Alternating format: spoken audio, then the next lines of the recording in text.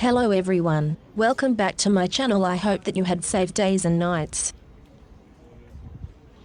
Today we are going out in the city because it's the holiday today, so we are about to take the train to the city. There are so full of people because of the holiday, but the weather is so nice but little chilly.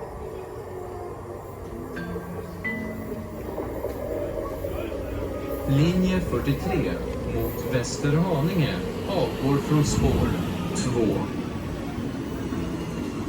Linje 43 mot Västerhaninge avgår från spår 2.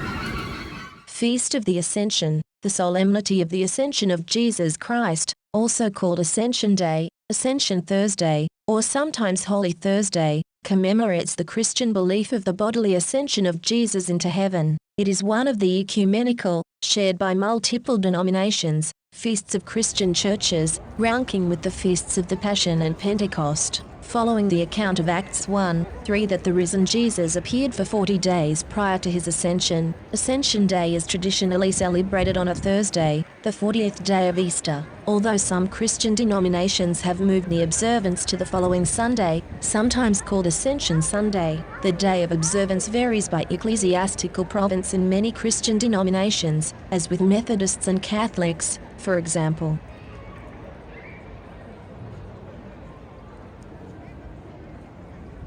Let's dive into history. The observance of this feast is of great antiquity. Eusebius seems to hint at the celebration of it in the 4th century. At the beginning of the 5th century, Augustine of Hippo says that it is of apostolic origin, and he spoke of it in a way that shows it was the universal observance of the Catholic Church long before his time. The pilgrimage of Etheria speaks of the vigil of this feast and of the feast itself, as they were kept in the church built over the grotto in Bethlehem in which Christ is traditionally regarded as having been born. It may be that prior to the 5th century the event narrated in the Gospels was commemorated in conjunction with the Feast of Easter or Pentecost. Some believe that the much disputed 43rd decree of the Synod of Elvira, c. 300, condemning the practice of observing a feast on the 40th day after Easter and neglecting to keep Pentecost on the 50th day, implies that the proper usage of the time was to commemorate the Ascension along with Pentecost. Representations of this day are dating as early as the 5th century. Hymns for this feast are found in the Georgian Chant Book of Jerusalem, which contains material composed during the 5th century.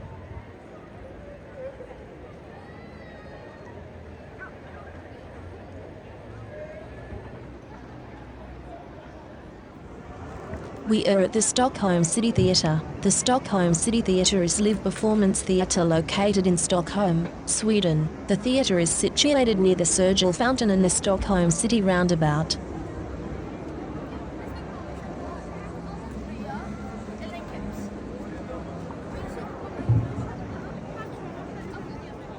It is located in one of Stockholm's most popular public buildings, the cultural centre known as the House of Culture. Besides the theatre, Kulturhuset also includes small cafes, bookshops, a bar and a restaurant, a library, various exhibitions, public debates, lectures, book signings, a small medieval museum, and workshops. Stockholm Stadsteater was created in 1956, but the first performance was delayed until 1960. It had not yet been decided at that point where in the city the theatre would be situated, so the Folkets Hus building at Norra Bantorget, with a temporary stage, became the first solution. However, this temporary solution lasted for nearly 30 years until the autumn of 1990, when all activity finally moved to the present location at Sergelstorg.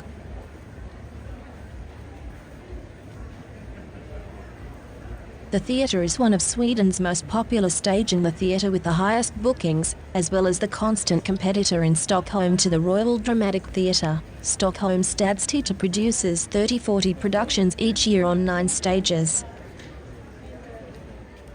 At the Galerian shopping mall in Stockholm, outside of the World of Toys boutique window, we saw the monkeys playing.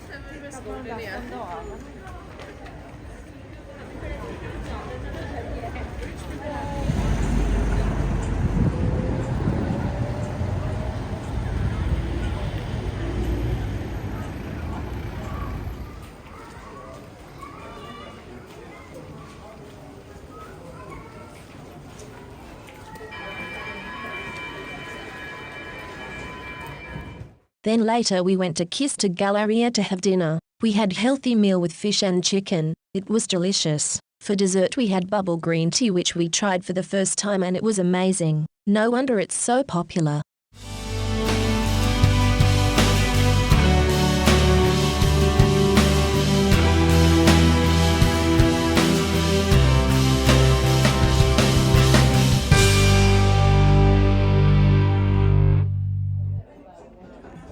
The total calories of this tea is 120. I highly recommend it. It's super delicious.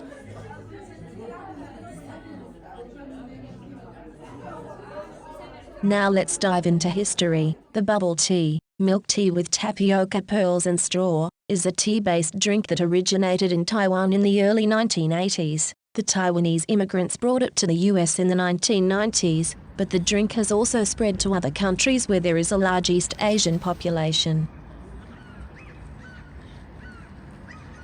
Before we went home we saw a seagull exploring the bag. It was funny to watch but it got scared and flew away.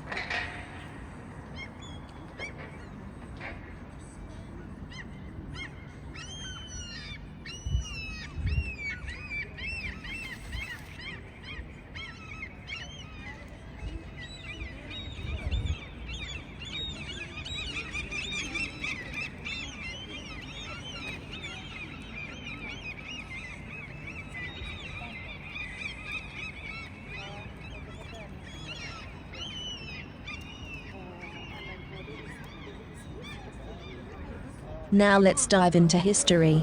Milk and sugar have been added to tea in Taiwan since the Dutch colonization of Taiwan in 1624 to 1662. There are two competing stories for the discovery of bubble tea. The first one is associated with the Chun Shui Tang Tea Room in Taichung, the second most populous city of Taiwan. Its founder began serving Chinese tea cold after she observed coffee was served cold in Japan while on a visit in the 1980s. The new style of serving tea propelled her business and multiple chains serving this tea were established. The company's product development manager said she created the first bubble tea in 1988 when she poured tapioca balls into her tea during a staff meeting and encouraged others to drink it. The beverage was well received by everyone at the meeting, leading to its inclusion on the menu. It ultimately became the franchise's top-selling product.